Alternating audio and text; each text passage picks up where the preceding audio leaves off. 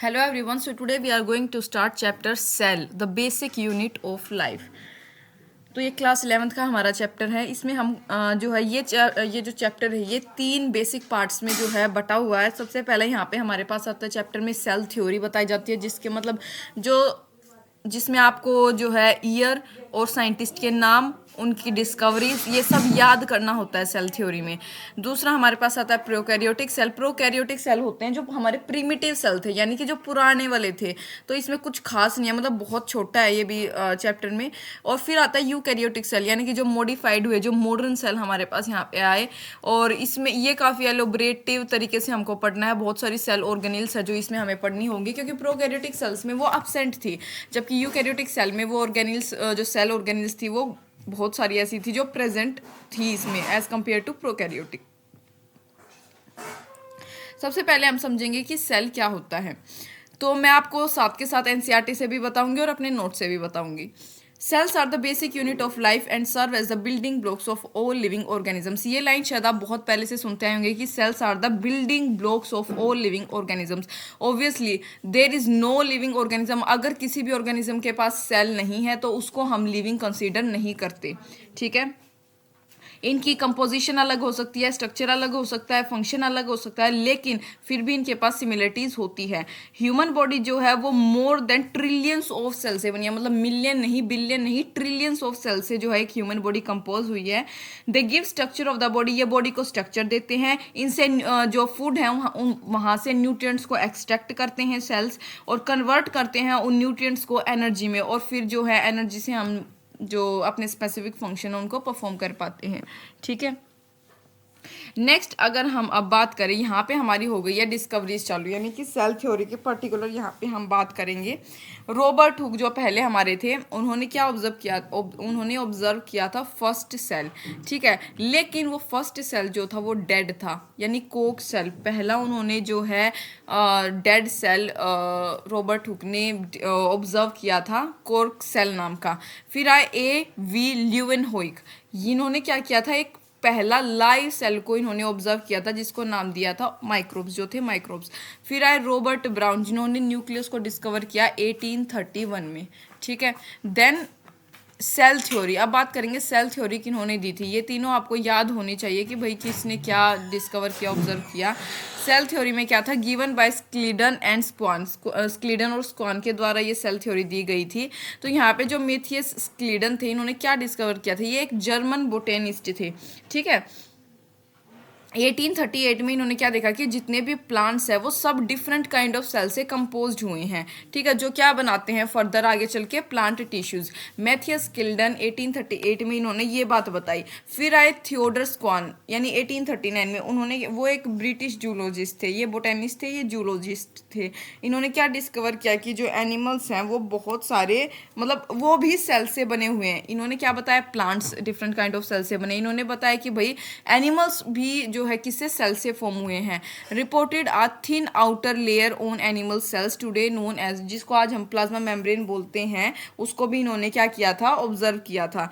तो studied plant cells also. इन्होंने क्या किया भाई, अब इन्होंने एनिमल सेल्स स्टडी कर लिए, लेकिन अब इनको ये था कि मैथियस क्लीडन ने क्या किए थे, प्लांट सेल. तो इन्होंने अपने एनिमल सेल भी किए और इन्होंने प्लांट सेल के ऊपर भी थोड़ी सी स्टडी की, और उन्होंने पाया कि cell wall is unique to plant cell, कि उनके प्लांट सेल में सेल वॉल होती है, जबकि एनिमल्स में नहीं होती. Animal cells don't have cell wall.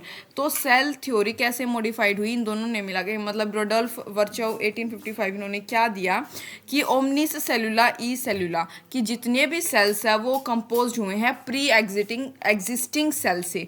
अब हमारे पास सेल थ्योरी के 2 बेसिक जो है स्टेटमेंट आई थी. हम इन्हें क्यों मानते हैं कि भाई given by Schleiden and Schwann, क्योंकि भाई पहले मेथियस स्क्लीडन ने ये इस बात की पुष्टि कर दी थी. थियोडर स्क्वान ने फिर अपने एनिमल्स के ऊपर किया और प्लांट्स के ऊपर भी सिमिलरली किया. तो दोनों का मतलब कंट्रीब्यूशन है लगभग बराबर. तो सेल थ्योरी में हम क्या मानते हैं, सबसे पहला पॉइंट हमारे पास यही होता है कि जितने भी प्लांट्स और एनिमल हैं वो सेल से बन के मिले हैं. दूसरा क्या है, जितने भी सेल्स हैं वो कंपोज हुए हैं उनके प्री एग्जिस्टिंग सेल से. ठीक है. ये चीज़ आपको याद रखनी है. अब फर्दर हम मूव करेंगे किस पे, प्रोकैरियोटिक सेल पे. प्रोकैरियोटिक सेल में कौन से मतलब सिंगल सेल्ड या फिर जो यूनिसेलुलर ऑर्गेनिज्म होते हैं वो आते हैं, मतलब ना तो जिनके पास ट्रू न्यूक्लियस होता, ना उनके पास मेम्ब्रेन बाउंड ऑर्गेनेल्स होती।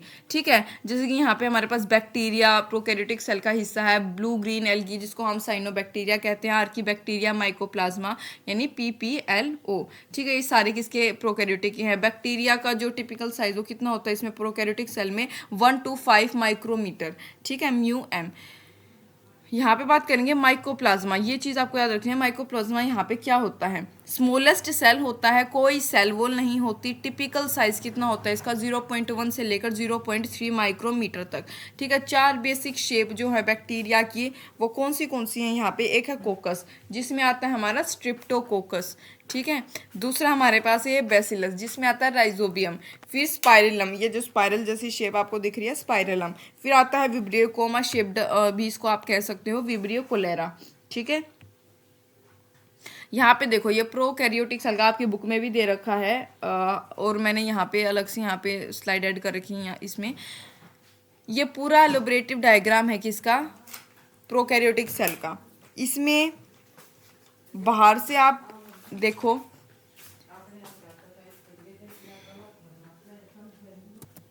ये अंदर वाली क्या है, ये है सेल में सेल वॉल, ये इनर वाली इधर ये क्या होती है हमारी सेल मेम्ब्रेन। ठीक है, जो आपको ये दिख रहे हैं ऐसे निकले हुए ये होते हैं फ्लैजिला। मैंने इनका फंक्शन भी लिख रखा आगे। ये जो फ्लैजिला वगैरह होते हैं ये मूवमेंट में, और जो मतलब आप कह सकते हो मोटिलिटी के लिए मस्ट होते हैं इन बैक्टीरियल प्रोकैरियोटिक बैक्टीरियल सेल्स की। ठीक है, नहीं सीलिया मूवमेंट इनकी।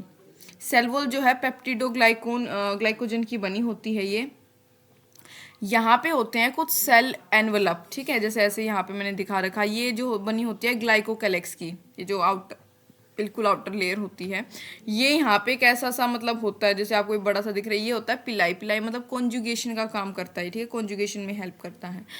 अब यहाँ पे अगर हम अंदर बात करें, अंदर क्या क्या है, ये हो गए मीजोजोम्स। आगे जो हमने मीजोजोम का शायद मैंने लिख रखा आगे फंक्शन, ये मीजोजोम हो गया। मैं आपको बता दूंगी पर्टिकुलर किसका क्या फंक्शन है हालांकि। ठीक है, मीजोजोम इंक्लूजन बॉडीज पड़ी होती है इसके अंदर।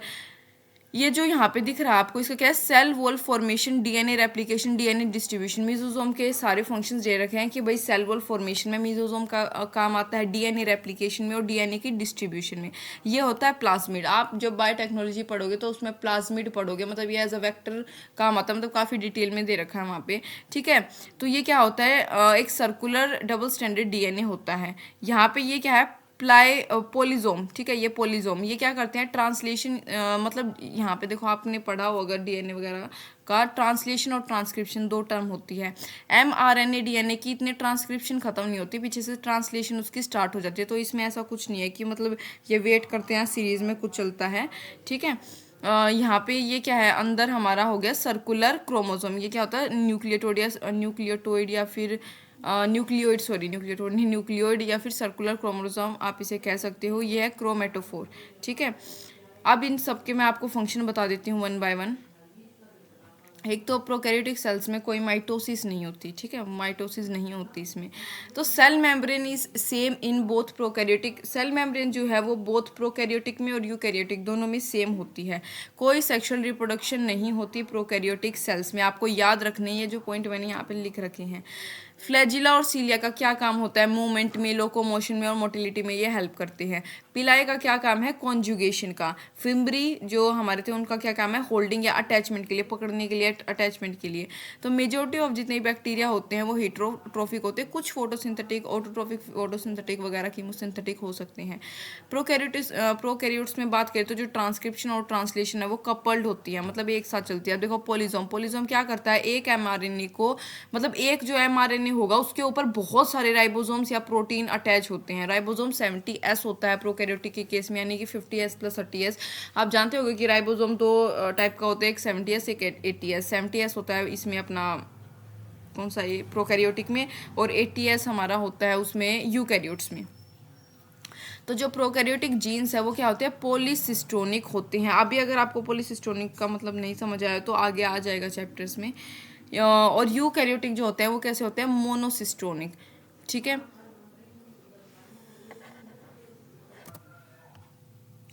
तो अगर यहाँ पे अगर आपको कॉन्जुगेशन का मतलब ना समझ आया तो मैं बता देती हूँ दोबारा। पिलाई का क्या फंक्शन होता है, ये अटैच करते हैं सेल्स को उसके सरफेस के ऊपर, तो इसको ही हम क्या बोलते हैं, कॉन्जुगेशन नाम दे देते हैं। ठीक है, अब हम बात करेंगे, ये मैंने यहाँ पे अलग से दोबारा लिख रखा है कि फीचर्स जो एक्सक्लूसिव हैं सिर्फ प्रोकैरियोट्स के लिए, कि जो सिर्फ प्रोकैरियोट्स में देखने को मिलते हैं। कौन से हैं वो? एक तो मीजोजोम होता है इसमें, ठीक है।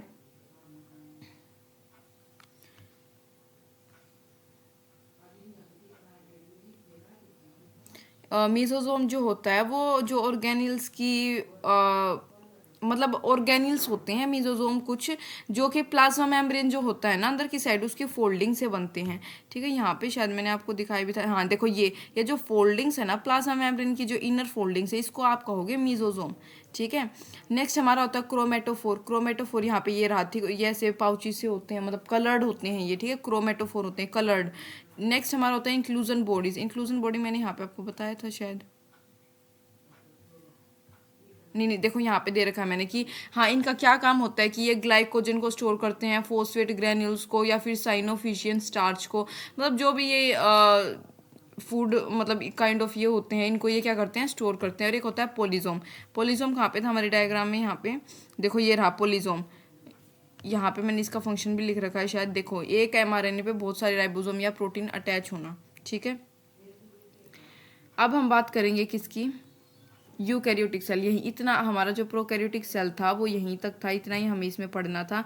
हाँ, अब हम बात करेंगे यूकैरियोटिक सेल की, जिनका साइज कितना होता है 10 to 20 माइक्रोमीटर, इतना इनका साइज होता है। रेप्लिकेशन इसमें स्लोअर देन किससे, प्रोकैरियोटिक से कम होती है इसमें रेप्लिकेशन। प्रोटिस्टा, फंगाई इसमें आता है, प्लांट या एनिमिलिया ये सब आते हैं, लेकिन इन चारों में कोई सिमिलरिटी ज़्यादा देखने को नहीं मिलती, ये एक दूसरे से वेरी करते हैं। जैसे फंगाई में जो सेल वॉल है वो काइटिन की देखने को मिलती है, एनिमिलिया में कोई सेल वॉल ही नहीं होती। ठीक है, प्लांटी में सेलोज की, और सेंट्रोजोम सेंट्रियोल, ये सिर्फ ऐसे हैं जो प्लांट मतलब जो एनिमल सेल में पाए जाते हैं, प्लांट सेल में नहीं पाए जाते। प्लाज्मा मेम्ब्रेन जो होती है इसकी, इसका जो कंपोजिशन होता है 52% तो प्रोटीन होती है, 40% लिपिड होती है, जो कि दो टाइप की होती है, एक फोस्फोलिपिड और एक कोलेस्ट्रॉल। फोस्फोलिपिड मेजोरिटी में होती है और कोलेस्ट्रॉल माइनॉरिटी में, जैसे एग्जांपल इसका लेसिथिन। और 8% कार्बोहाइड्रेट, और इसको क्या कहते हैं, और फ्लूइड मोसेक मॉडल भी इसका नाम है, 1972 में जो हमारे पास आया था, सिंगर और निकोलसन ने ये दिया था। इसके अकॉर्डिंग क्या जो है, सबसे पहले यहाँ पे जो सेल मेम्ब्रेन है इसका स्ट्रक्चर में इसके जो फंक्शन मैं आपको बता देती हूँ, शायद मैंने यहाँ पे नहीं लिख रखे। हाँ, तो जो सेल मेम्ब्रेन होती है इसकी उसका जो मेन कंपोनेंट होते हैं इसकी प्लाज्मा मेम्ब्रेन के, फोस्फोलिपिड, प्रोटीन और कार्बोहाइड्रेट, ये मैंने आपको बता दिए हैं। ठीक है, फोस्फोलिपिड दो टाइप के होते हैं, मतलब इसको मैं थोड़ी डिटेल में और बता देती हूँ आपको। जो मेम्ब्रेन है वो कुछ मॉलिक्यूल से बनी होती है जिनका नाम होता है फोस्फोलिपिड, जो मतलब स्पॉन्टेनियसली असेंबल होती है एक बाय लेयर में। ठीक है, वाटर लविंग आप जानते हो, हाइड्रोफिलिक हेड्स जो कि बाहर रहते हैं हमेशा, और हाइड्रोफोबिक अंदर की साइड रहते हैं हमेशा, यानी कि वाटर हीटिंग। देखो जो मतलब पानी से प्यार नहीं करते वो अंदर की साइड रहेंगे, वो छुप के रहेंगे। अब मैं आपको ये बताऊंगी डायग्राम के थ्रू आगे, जैसे आप यहाँ पे देख सकते हो। देखो ये जो पानी से प्यार नहीं करते अंदर की साइड, देखो इनके पैर अंदर की साइड नीचे, इनका ये अपना चाहते हैं कि सिर इनका मतलब पानी में रहे, तो इन दोनों साइड से इनका सिर बाहर है और इनके पैर अंदर की साइड है, तो ये ऐसे रहते हैं। ठीक है, इस इंटरेक्शन को वो ये इंटरेक्शन जो है वाटर के साथ ये अलाउ करती है कि प्लाज्मा मेम्ब्रेन की फॉर्मेशन हो। नेक्स्ट हम बात करेंगे किसकी, प्रोटीन्स की। प्रोटीन में क्या होता है, ये जो लिपिड हैं जो जिन्होंने मेम्ब्रेन को बनाया है, इनके बीच में ये प्रोटीन लाई करते हैं। ठीक है, जैसे कि ये है, इसके बीच में ये आ गया इंटीग्रल प्रोटीन। ठीक है, ये आ गया यहाँ पे पेरिफेरल प्रोटीन, तो मतलब यहाँ पे ये बीच बीच में प्रोटीन आते हैं। ठीक है, ये क्या करते हैं, जो ट्रांसमेम्ब्रेन प्रोटीन होते हैं, ये जो मॉलिक्यूल्स का पैसेज होता है इसको अलाउ करते हैं। देखो जैसे यहाँ से सोडियम का हो रहा है, ठीक है, पैसेज, कार्बोहाइड्रेट वगैरह इसके ऊपर लगे रहते हैं। यहाँ पे इसमें से मतलब बेसिकली जो भी पर्टिकुलर सब्सटेंस होते हैं उनके पैसेज को अलाउ करते हैं। ये जो सेल है ये कंट्रोल करते हैं flow of these molecules as they enter, मतलब इनकी एग्जिट और एंटर के फ्लो को भी कौन जो है कंट्रोल करते हैं, ये जो प्रोटीन होते हैं। Cell membrane protein play a major role in many other functions, बहुत से और जो है फंक्शंस को ये परफॉर्म करती है, जैसे कि सेल की सिग्नलिंग हो गई, सेल सिग्नल, सेल की रिकॉग्नाइजेशन में, या फिर एंजाइम की जो एक्टिविटी होती है उसमें भी, ठीक है, ये सारे इसके काम हैं। फिर हम बात करेंगे कार्बोहाइड्रेट की, ठीक है। अब कार्बोहाइड्रेट का क्या फंक्शन है इसमें। Carbohydrate are also found in the plasma membrane में कार्बोहाइड्रेट पाई जाती है। In particular most membrane carbohydrate are part of glycoprotein, glycoprotein के पार्ट होते हैं, जो कि कब बनते हैं, जब कार्बोहाइड्रेट प्रोटीन से मतलब बाइंड करे। Glycoproteins play are role in cell membrane, cell interaction, cell की सेल से इंटरेक्शन में ग्लाइकोप्रोटीन का एक बहुत मेजर रोल होता है, including cell adhesion, the process by which cell stick together. Adhesive force आप जानते हो, अगर आपने फिजिक्स वगैरह में पढ़ी है, कोहेसिव फोर्स होती है कि अडेसिव फोर्स होती है।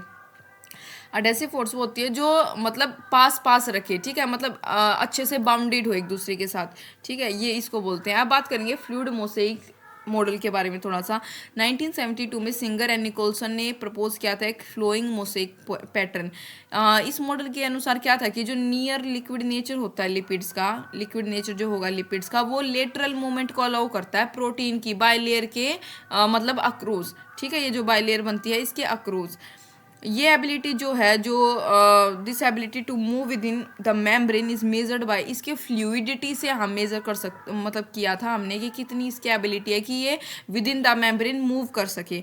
जो प्लाज्मा मेम्ब्रेन है वो क्या क्या कंसिस्ट करता है, लिपिड्स कंसिस्ट करता है जो अरेंज होते हैं बाइलेयर में, देखो ये अरेंज्ड है बाइलेयर में, ठीक है, and within the membrane, membrane के अंदर, with the pole heading pointing towards, देखो ये इसका आउटवर्ड्स है और ये इसके क्या है, पोल बोल रखा है इसको एनसीईआरटी में। और हाइड्रोफिलिक टेल्स जो है पॉइंटिंग इनरवर्ड, हाइड्रोफिलिक यानी जो वाटर से मतलब हेट करती है, नहीं चाहिए उनको पानी, ठीक है, तो वो अंदर की साइड छुप के रहते हैं। This protect the non polar tail of the saturated hydrocarbon from the aquatic, हाँ एक्वेटिक एनवायरमेंट से बचाते हैं। जो सेल मेम्ब्रेन है वो कंप्राइज्ड है 52% प्रोटीन 40% लिपिड। पेरीफेरल जो प्रोटीन है रिसाइड करते हैं मेम्ब्रेन की सरफेस पे। पेरीफेरल कौन से, ये रहे, ये मेम्ब्रेन की जो सरफेस होती है ना उसके ऊपर रिसाइड करते हैं ये पेरीफेरल प्रोटीन्स।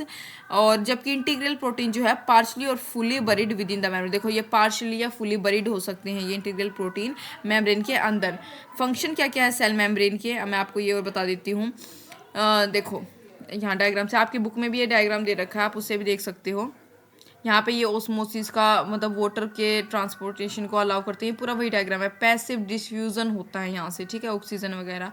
और ये मैंने वही चीज़ बता रही है, कंपोजिशन है ये, देखो यहाँ पे सोडियम वगैरह का मतलब स्पेसिफिक जो भी होते हैं, लेसिथिन इसका एग्जाम्पल है।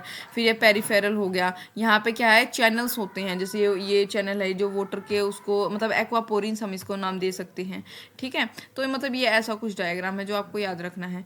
नेक्स्ट अगर हम बात करें किसकी, कि सेल मेम्ब्रेन के फंक्शंस क्या क्या होते हैं, तो कुछ मतलब देखो फिजिकल बैरियर, एक तो भाई सेल मेम्ब्रेन होगी तो ये फिजिकल बैरियर प्रोवाइड करती है, ठीक है।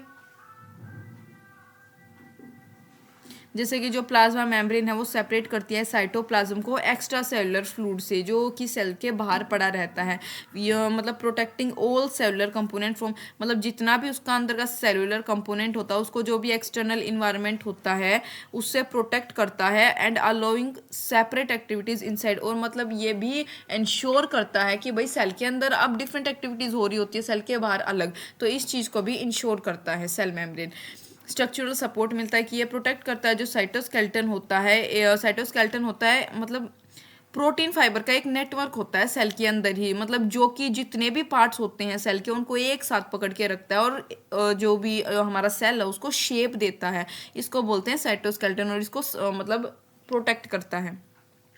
सेलेक्टिव परमिबिलिटी, ये क्या होता है, plasma membrane are selectively permeable, यानी या फिर आप इसे सेमी परमिएबल भी कह सकते हो, मीनिंग दैट ओनली मॉलिक्यूल्स, मतलब इसका मतलब क्या है कि जो स्पेसिफिक मॉलिक्यूल्स होंगे जैसे कि वाटर, ऑक्सीजन और कार्बन डाइऑक्साइड यानी CO2 ही पास कर सकता है सिर्फ यहाँ से आसानी से, और कोई नहीं। But the membrane can control how fast certain molecule such as sodium, लेकिन ये मेम्ब्रेन क्या क्या और कंट्रोल कर सकती है कि कितनी फास्टली जो सर्टेन मॉलिक्यूल्स है, कौन से जैसे कि sodium, potassium, other polar molecules can move in and out the cell के अंदर और बाहर से कितनी जल्दी मूवमेंट मतलब कर सकते हैं। एंडोसाइटोसिस एंड एक्सोसाइटोसिस क्या होता है? एंडोसाइटोसिस जो होते हैं अलाउ करते हैं एक सेल को to take up large amount of molecules. Endocytosis वो होते हैं जो सेल को अलाउ करे कि वो एकदम से बहुत ज़्यादा अमाउंट में मॉलिक्यूल्स को ले, या फिर मतलब पूरा बैक्टीरिया ही ले ले, मतलब एक्स्ट्रा सेलुलर यानी कि जो बाहर फ्लूइड पड़ा होता है सेल से वहाँ से। एक्सोसाइटोसिस क्या होता है? ये तब होता है जब सेल रिलीज करे इन मटेरियल को। एंडोसाइटोसिस जब सेल जो है इन मटेरियल को ले ले, मतलब बहुत बड़ा बैक्टीरिया लार्ज अमाउंट में मॉलिक्यूल्स। एक्सोसाइटोसिस जब सेल रिलीज करे इन मटेरियल्स को। तो जो सेल मेम्ब्रेन है वो एक बहुत इंपॉर्टेंट रोल प्ले करती है दोनों ही प्रोसेसेस में, यानी एंडोसाइटोसिस में भी और एक्सोसाइटोसिस में भी। सेल सिग्नलिंग ये क्या होता है? Another important function of membrane is to facilitate communication and signalling. हाँ भाई, सिग्नल का होना बहुत जरूरी है, मतलब प्रॉपर यहाँ पे सिग्नलिंग होती रहे, वरना कोई भी पर्टिकुलर रिसेप्टर किसी से भी बाइंड कर सकता है, कुछ भी मतलब एक्टिविटी हो सकती है, मतलब unbalancing. It does this by using different protein और कार्बोहाइड्रेट की मदद से जो है ये सेल सिग्नलिंग होती है मेम्ब्रेन के अंदर। ठीक है, अब बात करेंगे सेल वॉल क्या होती है। सेल वॉल्स जो होती है वो इसके, मैं यूकैरियोटिक के जो है डायग्राम की बात कर रही हूँ, मतलब उसके स्ट्रक्चर में जो जो दे रखा है कि भाई सेल वॉल क्या होती है, सेल मेम्ब्रेन, उसको थोड़ा सा आपको डिटेल में बता रही हूँ। सेल वॉल क्या होती है? सेल वॉल बहुत ज़्यादा हार्ड ऑब्जेक्ट आप कह सकते हो, जो कि कैसे बनती है? प्लाज्मा मेम्ब्रेन की आउटर कवरिंग इन फंगाई और प्लांट्स में। मेजॉरिटी ऑफ प्लांट सेल जो है, जैसे कि हो गए फंगाई बैक्टीरिया, एल्गी या फिर कुछ archaebacteria, have this outer layer right near the cell membrane. Cell membrane के बिल्कुल पास में होती है। एनिमल सेल के पास सेल वॉल नहीं होती। ठीक है, स्ट्रक्चर की अगर मैं बात करूँ सेल वॉल के, तो वो कैसे होता है? डिफरेंट ऑर्गेनिज्म के पास डिफरेंट सेल वॉल होती है, डिफरेंट कंपोजिशन के साथ। जो स्ट्रॉन्ग फाइबर हैं जो कि बने होते हैं सेलुलोज से, ग्लूकोज से या फिर पॉलीमर से, make up the majority of cell wall. मतलब यही बहुत ज़्यादा मेजोरिटी पार्ट सेल वॉल का बनाते हैं प्लांट्स में। शुगर और पेप्टिडोग्लाइकन एक पॉलीमर होता है अमाइनो एसिड का, जो कि बनाता है बैक्टीरियल सेल वॉल। काइटिन, ग्लूकन्स या फिर प्रोटीन जो है वो बनाते हैं बहुत सारे बल्क में फंगल सेल वॉल्स। और जो प्लांट्स की सेल वॉल होती है उनके पास मल्टीपल लेयर होती है और डिवाइड होती है 3 सेक्शन में। कौन से? एक होता है मिडल लेमिला, दूसरा होता है प्राइमरी सेल वॉल, फिर आती है secondary cell wall. Middle lamella में क्या होता है? Pectins are found in this. Polysaccharide जो होते हैं जिनका नाम है पेक्टीन, वो इन लेयर के मतलब लेयर में पाई जाती है of the outer cell wall के पास। पेक्टीन्स क्या करते हैं? ये फैसिलिटेट करते हैं cell adhesion by assisting the adherence of the cell walls of surrounding cells. Adhesive force कौन सी? जो उसको नजदीक रखे, किसी भी चीज को बाइंड करके रखे, तो पेक्टिन फैसिलिटेट करती है सेल की एडहेसन को, कि मतलब वो एक दूसरे के साथ चिपक के रहे। प्राइमरी सेल वॉल क्या होगा? इन डेवलपिंग प्लांट सेल, जो डेवलपिंग प्लांट सेल होते हैं ये लेयर उनमें उनके बीच में डेवलप होती है, मतलब किसके? मिडल लेमिला के और प्लाज्मा मेम्ब्रेन के बीच में प्राइमरी सेल वॉल। किसके बीच में? मिडल लेमिला हो गई और प्लाज्मा मेम्ब्रेन के बीच में प्राइमरी सेल डेवलप होती है। किसमें? डेवलपिंग सेल्स में। Hemicellulose fibres and pectin polysaccharides form a gel like matrix. जो हेमीसेलुलोज फाइबर्स होते हैं और जो पेक्टिन के पॉलीसैकेराइड होती है वो एक जेल लाइक मैट्रिक्स फॉर्म करते हैं, जो प्रीडोमिनेंटली किससे बनी होती है? सेलुलोज के माइक्रोफिब्रिल से। ठीक है, तो बेसिक सेल वॉल क्या ऑफर करती है? ड्यूरेबिलिटी और अडेप्टेबिलिटी रिक्वायर्ड फॉर, मतलब अडेप्टेशंस भी तो जरूरी है ना, एक्सटर्नल मतलब एनवायरनमेंट से, थोड़ी बहुत सराउंडिंग से, अदरवाइज तो वो बिल्कुल डेड हो जाएगा। ठीक है, उसकी एग्जिस्टेंस नहीं हो पाएगी। ये अडेप्टेबिलिटी जो होती है ये प्राइमरी सेल वॉल देती है, प्रोवाइड करती है। अब सेकेंडरी सेल वॉल क्या है? कुछ प्लांट सेल में ये जो लेयर है ये प्राइमरी सेल वॉल और प्लाज्मा मेम्ब्रेन के बीच में डेवलप होती है। कुछ सेकेंडरी सेल वॉल जो होती हैं वो फर्दर इंक्लूड होती है लिग्निन में। ठीक है, in addition to cellulose and hemicellulose. Lignin helps plant vascular tissue cells transmit. ये इसका क्या काम होता है? कि जो प्लांट के वेस्कुलर टिश्यू सेल्स होते हैं उनमें ट्रांसमिट करे वाटर को और री इन्फोर्सेज द सेल वॉल, और सेल वॉल को क्या कर दे? री इन्फोर्स कर दे। ठीक है, अब अगर मैं बताऊं कि फंक्शन क्या क्या है सेल वॉल के, तो ये तो अंडरस्टूड, आप खुद भी समझ सकते हो कि भाई सपोर्ट प्रोवाइड करे। सेल वॉल क्या करती है? मतलब सपोर्ट को ऑफर करती है, मैकेनिकल स्ट्रेंथ देती है, रेगुलेट करती है कि सेल कैसे ग्रो करेगी, यानी कंट्रोल सेल ग्रोथ, ठीक है। To divide and expand cell must enter the cell cycle which is signal by cell wall. मतलब भैया अगर डिवाइड करना है या एक्सपेंड करना है तो सेल को जो है सेल साइकिल के अंदर एंटर करना होता है, जो कि किसके द्वारा सिग्नल होता है, सेल वॉल के द्वारा।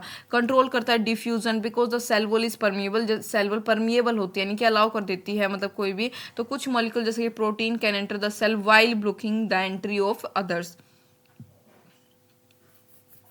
कम्युनिकेशन, जैसे कि plant cell wall have pores और channels known as plasmodesmata that allow chemical and communication impulses to move between. Plant cell के पास जो है कुछ पोर्स होते हैं, चैनल्स होते हैं, जिनका नाम होता है प्लाज्मोडेस्माटा, जो अलाउ करते हैं केमिकल और कम्युनिकेशन इंपल्सेस को to move between individual plant cell की, वो एक दूसरे के मतलब थ्रू पास कर सके। दिस चैनल और pores allow cells to communicate with one another. Defence में काम आती है। Cell wall act as a barrier against pathogen. Cell wall जो है एक बैरियर की तरह एक्ट करती है पैथोजन के अगेंस्ट, जैसे कि plant virus. It also aids in stopping water loss. इसका क्या है मतलब किस चीज़ में और हेल्प करती है कि ये वाटर लॉस को स्टॉप कर सके। Storage, carbohydrate are kept in the cell wall for usage throughout plant growth. जो कार्बोहाइड्रेट हैं वो सेल वॉल के अंदर मतलब रखे जाते हैं यूसेज के लिए, आगे प्लांट ग्रोथ के लिए, पर्टिकुलरली सीड्स में, ठीक है।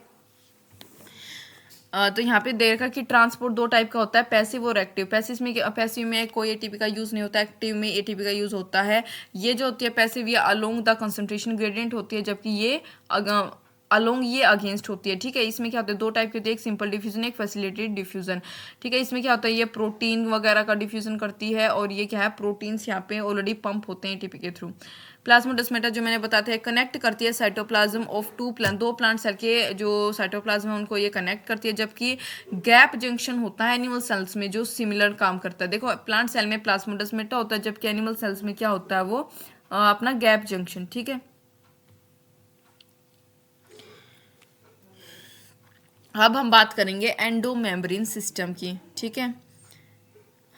ये क्या क्या जो है इंक्लूड करता है एंडोमेम्ब्रेन सिस्टम में यूकैरियोटिक प्लांट्स के, क्या क्या आता है। सबसे पहला इसमें एंडोप्लाज्मिक रेटिकुलम ईआर, जो कि दो टाइप के होते हैं, एक होता है रफ एंडोप्लाज्मिक रेटिकुलम, एक होता है स्मूथ एंडोप्लाज्मिक रेटिकुलम। फिर आता है गोल्जी कॉम्प्लेक्स, यानी गोल्जी अपैरेटस भी आप जिसे कह सकते हैं। लाइजोसोम्स आता है, उसके बाद आता है वैक्यूल्स, ठीक है। ये सारे किसके कंपोनेंट हैं, एंडोमेम्ब्रेन सिस्टम की। अब सबसे एक होता है, एक टर्म है एपोप्टोसिस, ये होता है प्लान्ड सेल डेथ, ठीक है। मतलब एक टर्म दे रखी है, तो इसका मतलब होता है जो मतलब एक सेल की डेथ हो तो मतलब उसके साथ साथ सब की हो जाए, मतलब ऐसा कोई सेल की डेथ कर मतलब डेड कर दे जिससे लिंक्ड बहुत सारे और भी जो सेल है उनकी ऑटोमेटिकली डेथ हो जाए। देखो ये डायग्राम देखो, ये होता है पेरीन्यूक्लियर स्पेस इनके बीच में, ठीक है। ये ईआर एंडोप्लाज्मिक रेटिकुलम का ये स्ट्रक्चर है, ये होता है पेरीन्यूक्लियर स्पेस इनके बीच में। ये होता है न्यूक्लियर पोर, इनके पास होते हैं राइबोसोम। यूकैरियोट्स में होता है 80S राइबोसोम, जो कि मतलब एक्सटेंसिवली जो है सेल में पाया जाता है, जो कि बहुत सारा making a lot of protein बनाता है। उसके बाद बात करेंगे, इसमें होता है मतलब बिल्कुल इससे अटैच, ईआर से अटैच होते हैं रफ एंडोप्लाज्मिक रेटिकुलम, जबकि स्मूथ एंडोप्लाज्मिक रेटिकुलम है वो बहुत मतलब इससे दूर होते हैं, ठीक है। जैसे कि लेडिग सेल वगैरह में जो है स्मूथ एंडोप्लाज्मिक रेटिकुलम का काम होता है कि जो मतलब इसका काम होता है लिपिड की फॉर्मेशन करना, और जितने भी हमारे वो जो अपना लेडिक सेल्स है वो बनते हैं, टेस्टोस्टेरोन वगैरह, ये जो भी इतना सर्टोजन सेल्स वगैरह, ये सब लिपिड की फॉर्मेशन से होते हैं, ठीक है। तो ये क्या होता है, रफ एंडोप्लाज्मिक रेटिकुलम, जिसका काम होता है कि ये प्रोटीन बनाए। फिर हमारा आता है ये क्या है, site of formation of glycolipid and glycoproteins. ये होती है जहाँ पे हमारा ग्लाइकोलिपिड या ग्लाइकोप्रोटीन्स बनता है, ठीक है। सिस्टर्ने इसको बोलते हैं। ये यहाँ पे आता है, ये कॉनकेव वाला हो गया, ये कन्वेक्स हो गया, ठीक है। इससे अटैच होता है। मॉडिफिकेशन एंड पैकेजिंग, सिस्टर्ने का काम होता है कि मॉडिफिकेशन और पैकेजिंग में मदद करें। यहाँ पे आते हैं लाइसोसोम मॉलिक्यूल्स से दूर पड़े हुए, ठीक है। ये हो गया गोल्जी, ठीक है। तो कुछ ये ऐसा डायग्राम होता है, मैं आपको रीड करके बता देती हूँ। एंडोप्लाज्मिक रेटिकुलम एक नेटवर्क होता है reticulum of minute tubular structure का, जो कि डिस्पर्ज हो जाते हैं साइटोप्लाज्म के थ्रू, यानी दो टाइप के होते हैं, एक रफ और एक स्मूथ। रफ क्या होता है, जो मतलब जिसके ऊपर राइजोसोम्स हो, उसके मतलब सरफेस पे देखो ये राइजोसोम दिख रहे हैं ना आपको, ये पूरा रफ वाला है। स्मूथ होता है जिसके ऊपर राइबोसोम सबसेंट हो, ये जो स्मूथ, ये सॉरी ये रहा स्मूथ। स्मूथ पे एक भी राइबोसोम जो है आपको नहीं दिखेगा, ठीक है। फंक्शन क्या क्या है एंडोप्लाज्मिक रेटिकुलम की, जो रफ है, रफ वाला एंडोप्लाज्मिक रेटिकुलम, ये टिपिकली जो है सेल्स में देखा जाता है जो एक्टिवली प्रोड्यूस करते हैं और सिक्रीट करते हैं प्रोटीन्स को। देखो जैसे मैंने यहाँ लिख रखा है protein formation. They extend far and are contiguous with the nuclear outer membrane. ये बहुत ज़्यादा मतलब एक्सटेंड मतलब दूर तक एक्सटेंड हुए होते हैं, और कॉन्टिजियस होता है मतलब न्यूक्लियर की जो आउटर मेम्ब्रेन है उसके साथ, ये जो आउटर मेम्ब्रेन है न्यूक्लियर की, इसके साथ ये अटैच होते हैं। ठीक है, जो प्रिंसिपल लोकेशन होती है लिपिड सिंथेसिस की वो स्मूथ एंडोप्लाज्मिक रेटिकुलम में होती है। हाँ ये देखो लिपिड फॉर्मेशन ऑफ लिपिड कहाँ पे, स्मूथ वाले में। स्टीरॉयड हार्मोन, स्टीरॉयड नाम था उनका, मैं पर्टिकुलर टर्म नहीं बोल पाई, वर्ड नहीं बोल पाई। स्टीरॉयड हार्मोन जो है वो रिसेंबल करते हैं लिपिड्स को, are produced in animal cells by smooth endoplasmic reticulum. ठीक है, अब बात करें अगर गोल्जी अपैरेटस, यहाँ पे जो गोल्जी था इसका क्या काम है, ये often refer to as Golgi apparatus भी हम इसे कह सकते हैं। Is an organelle found in, ये सेल में पाई जाती है जो मदद करती है प्रोसेसिंग में और पैकेजिंग में प्रोटीन की और लिपिड मॉलिक्यूल्स की। ठीक है, अब देखो यहाँ पे बन चुके हैं भाई SCR में और RER में लिपिड और प्रोटीन बन चुके हैं, अब उनकी पैकेजिंग भी करनी है, प्रोसेसिंग भी करनी है, वो किसका काम होगा, गोल्जी अपैरेटस का। पर्टिकुलरली जो प्रोटीन है इंटेंडेड फॉर सेल एक्सपोर्ट। तो Camillo Golgi named Golgi body consist of a collection of membrane. ठीक है, नेक्स्ट अगर मैं बताऊं कि फंक्शन क्या क्या गोल्जी अपैरेटस के, तो प्राइमरी साइट जो होती है ग्लाइकोप्रोटीन की और ग्लाइकोलिपिड सिंथेसिस की, वो गोल्जी अपैरेटस होती है। यहाँ पे देखो site of formation of glycolipid and अपना ग्लाइकोप्रोटीन्स, यहाँ पे जो मैंने लिख रखा, जो इसका प्राइमरी फंक्शन होता है वो क्या होता है, to bundle chemicals for delivery to intracellular destination. मतलब कि जितने भी केमिकल्स हैं उनको एक साथ बंडल करे ताकि ये डिलीवर कर सके आगे इंट्रासेलुलर डेस्टिनेशन में या फिर सिक्रेशन आउटसाइड द बॉडी। अब बात करेंगे लाइसोसोम्स। लाइसोसोम का क्या काम है, आर मेम्ब्रेन बाउंड वेसिकल्स। ये मेम्ब्रेन बाउंड वेसिकल्स होते हैं जो क्रिएट कब होती है, जब गोल्जी अपैरेटस का पैकेजिंग प्रोसेस चालू हो जाता है। It has been discovered that the isolated lysosome vesicles are extremely rich in practically all varieties of hydrolytic enzymes that are most। Function की बात करेंगे इसके, तो ये क्या होता है, कंटेन हाइड्रोलिटिक एंजाइम्स। बहुत से हाइड्रोलिटिक एंजाइम ये कंसिस्ट करता है जो कि ब्रेक कर सकता है लिपिड को, प्रोटीन को, कार्बोहाइड्रेट को और न्यूक्लिक एसिड को। ठीक है, अब बात करेंगे वैक्यूल क्या होता है, वैक्यूल की क्या फंक्शनिंग है। तो the membrane bound compartment in the cytoplasm is known as, जो मेम्ब्रेन बाउंड कंपोनेंट होता है, कंपार्टमेंट होता है साइटोप्लाज्म में, उसे कहते हैं वैक्यूल। बहुत छोटा सा होता है, मतलब एक बहुत ही छोटा होता है। Water sap excretory material and other substance are present. इसमें क्या होता है, एक्सक्रीटरी मटेरियल प्रेजेंट होता है, वाटर सैप मतलब जितना भी यूजलेस मटेरियल सारा होता है वो हमारे वैक्यूल्स में प्रेजेंट होता है। ठीक है, एक तरीके से आप इसे डस्टबिन कह सकते हो सेल का। Tonoplast is the given name of the isolated membrane that surround the vacuole. Tonoplast जो है इसका इसको नाम दे रखा है आइसोलेटेड मेम्ब्रेन को, जो सराउंड करती है वैक्यूल से। In plant cell vacuoles possess the capacity to consume up to 90% of entire cell volume. जो प्लांट सेल में जो वैक्यूल्स है वो पोजेस करती है capacity to consume 90% of the entire cell volume. Function की बात करेंगे वैक्यूल की, जो कि मस्ट है। जो प्लांट्स में जो टोनोप्लास्ट होता है, help with the movement of various ion, उसकी मूवमेंट में मदद करता है जो बहुत सारे आयंस और सब्सटेंस की, आप concentration gradients and into vacuole के अंदर भी। ठीक है, अब हम बात करेंगे किसकी, माइटोकॉन्ड्रिया की। माइटोकॉन्ड्रिया को power house of the cell बोला जाता है क्योंकि इसमें एटीपी की फॉर्मेशन होती है। ठीक है, ये रोड शेप ऑर्गेनेल्स का क्या नाम है, mitochondria. Serve as the powerhouse by regenerating adeno triphosphate यानी ATP from oxygen and nutrients. ठीक है, स्ट्रक्चर यहाँ पे मैंने आपको बता रखा दे रखा है। यहाँ पे ये होता है इनर, ये होता है सिस्टर ने, ये होता है single piece of circular DNA, single piece, ये आरएनए हो गया, ये आउटर, यहाँ पे ये मैट्रिक्स होती है, यहाँ पे प्रोटीन होता है 70S। ठीक है, तो अब इसके फंक्शन की बात कर लेंगे माइटोकॉन्ड्रिया की। तो ये जो लोकेशन होती है एरोबिक रेस्पिरेशन की, ये कौन सी होती है, माइटोकॉन्ड्रिया। एरोबिक रेस्पिरेशन कहाँ पे, माइटोकॉन्ड्रिया। एरोबिक रेस्पिरेशन मतलब एनर्जी का यूटिलाइजेशन, मतलब एटीपी की फॉर्मेशन। एटीपी की फॉर्मेशन कहाँ पे, माइटोकॉन्ड्रिया में, क्योंकि इसे हम क्या कहते हैं, power house of the cell. Mitochondria also provide cellular energy in the form of ATP. ठीक है, समझ गया। जो मैट्रिक्स होती है वो क्या कंटेन करती है, एक सिंगल सर्कुलर डीएनए। हाँ, ये मैट्रिक्स है, सिंगल सर्कुलर डीएनए। यहाँ पे जो मैंने बना रखा है, फ्यू आरएनए मॉलिक्यूल्स, कुछ आरएनए मॉलिक्यूल्स। राइबोसोम्स होते हैं अंदर, राइबोसोम्स भी होते हैं। ये जो अपना प्रोटीन 70S, ये क्या है, राइबोसोम है 70S वाला। और the elementary elements necessary for protein synthesis, और कुछ ऐसे एलिमेंट जो प्रोटीन की सिंथेसिस के लिए नेसेसरी हैं। Contribute to the process of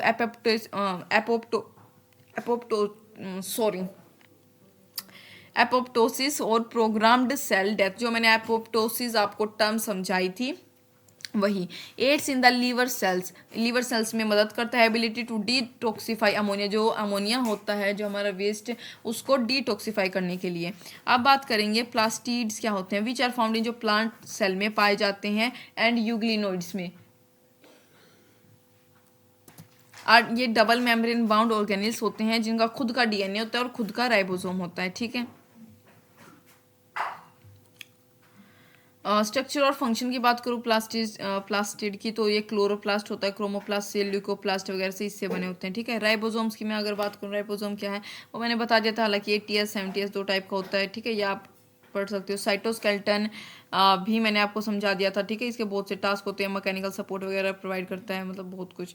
यहाँ पे देखो ये होता है हमारा, ये डायग्राम देखो, यहाँ पे ये हमारी ल्यूमेन, देखो ये जो क्लोरोप्लास्ट है इसका स्ट्रक्चर है,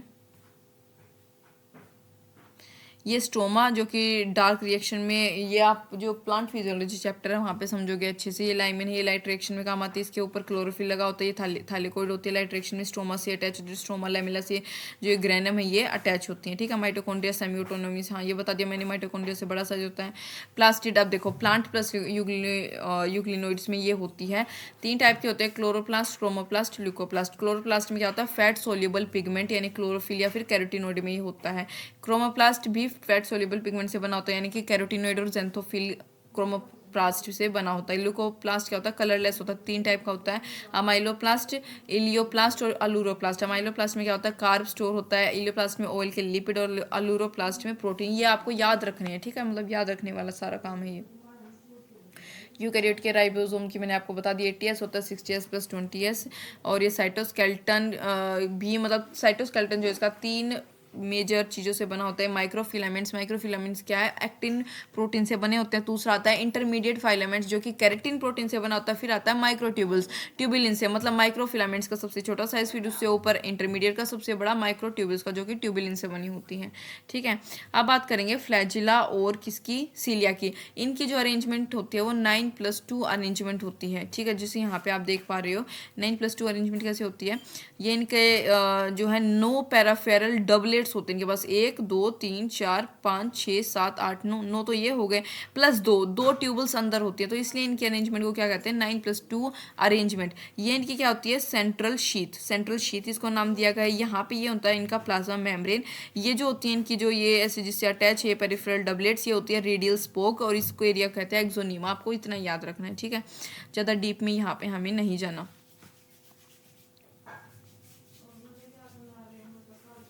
सेंट्रोजोम और सेंट्रियोल, हाँ ये जो सेंट्रल शीट है ये मैंने आपको बता दिया है।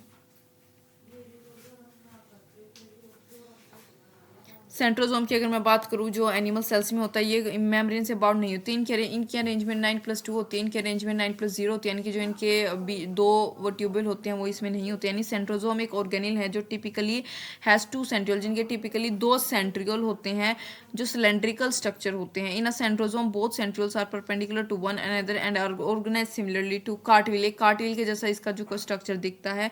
नो पेरिफेरल ट्यूब्यूल, प्रोटीन से, फाइब्रल से ये बने होते हैं, यूनिफॉर्मली स्पेस्ड अपार्ट, जो कि मतलब एक यूनिफॉर्मली दूर होते हैं एक दूसरे से। जो पेरिफेरल फिब्रल्स होते हैं वो ट्रिपलेट होते हैं हर एक में, ठीक है। वो देखो पीछे में डबलेट थे, इसमें ट्रिपलेट होते हैं। ट्रिपलेट नेक्स्ट डोर आज आर कनेक्टेड एज वेल, एक दूसरे से कनेक्टेड होते हैं। Hub which connect the tubules to the peripheral triplet by radial spoke likewise formed of protein का बना होता है जिसे अटैच होते हैं। जब एनिमल सेल डिवाइड करते हैं, जो इनका सेंट्रियोल्स होता है वो एक मतलब कुछ ऐसे स्पाइंडल फाइबर्स को क्रिएट कर देता है, जो कि बाद में क्या बनते हैं, स्पाइंडल अपैरेटस, और एज वेल एज उसकी जो बेसल बॉडी होती है सीलिया और फ्लैजिला की, वो, ठीक है। नेक्स्ट मैं थोड़ा सा आपको न्यूक्लियस के बारे में बता देती हूँ। न्यूक्लियस क्या, जो cell nucleus is membrane bound structure, आप अपनी एनसीईआरटी की बुक में देख सकते हो। जो सेल न्यूक्लियस होता है वो एक मेम्ब्रेन बाउंड स्ट्रक्चर होता है जो जेनेटिक मटेरियल करता है उसकी growth and procreation. Structure of nucleus कैसा होता है, न्यूक्लियर मेम्ब्रेन, न्यूक्लियोप्लाज्म, क्रोमोसोम और न्यूक्लियोलस सब इसके न्यूक्लियस के पार्ट होते हैं। न्यूक्लियर मेम्ब्रेन में क्या होता है, this 2 layered membrane protect the nucleus content, ये जो 2 लेयर्ड मेम्ब्रेन होती है ये न्यूक्लियस के कंटेंट को प्रोटेक्ट करती है।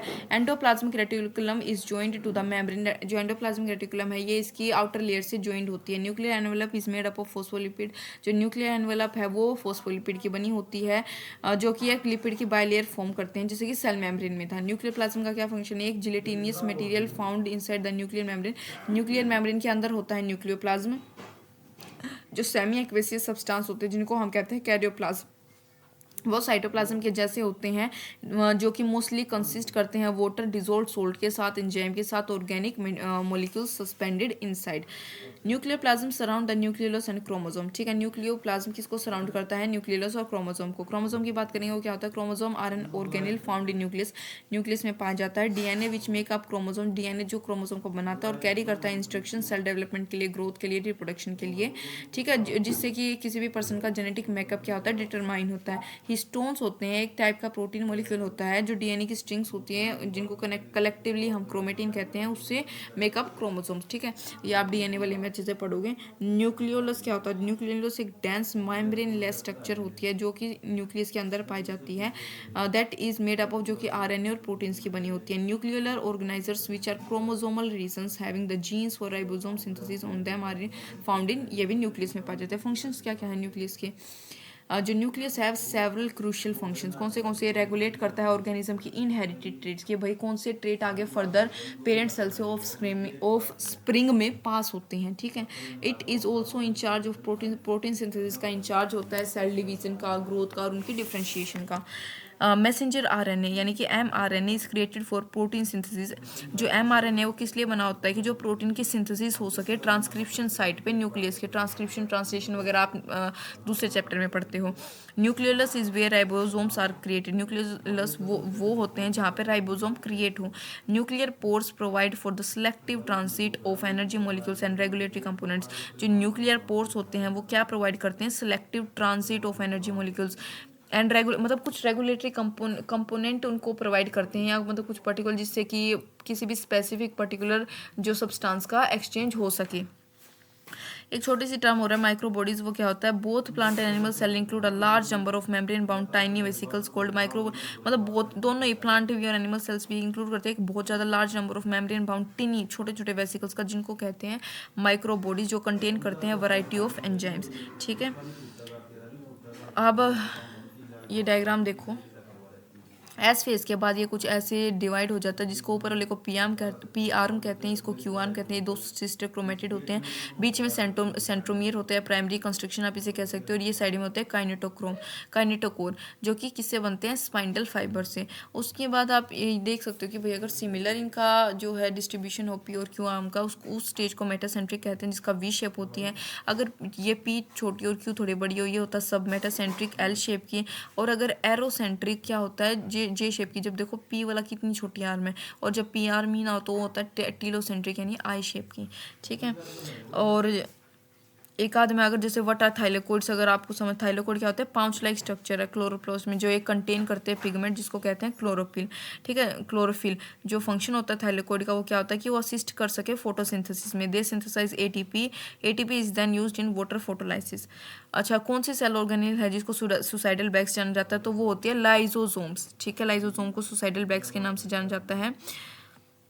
प्लास्टिड क्या होते हैं? डबल मेम्ब्रेन बाउंड ऑर्गेनेल होते हैं, जिनका खुद का डीएनए होता है, राइबोसोम होता है, जो कि प्लांट सेल में पाए जाते हैं, और एल्गी में। यूकैरियोटिक सेल कौन सी हैं? जो हमने अभी पढ़ ली हैं अच्छे से डिटेल में। तो इसी के साथ हमारा जो ये चैप्टर है वो फिनिश हो गया है। उम्मीद है आपको समझ आया होगा। मैंने एनसीईआरटी से भी कवर करके बताया और कुछ अपने नोट से भी। आप खुद से एक बार एनसीईआरटी से रीडिंग ले लें इस चैप्टर की। तो थैंक यू फॉर वॉचिंग।